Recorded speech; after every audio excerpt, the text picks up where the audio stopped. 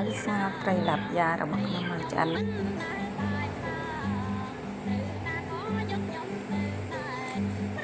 បងបល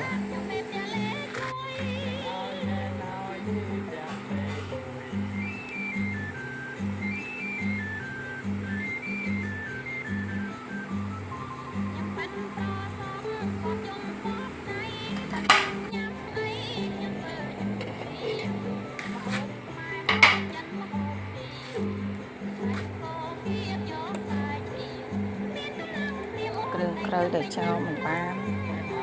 គឺខ្ទឹមហើយស្ងោរត្រីឡាប់យ៉ារបស់ខ្ញុំមកឆ្អិនហើយបងប្អូន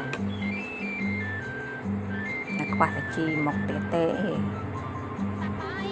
ជីរកអត់បានទេបងប្អូនបានទិញផង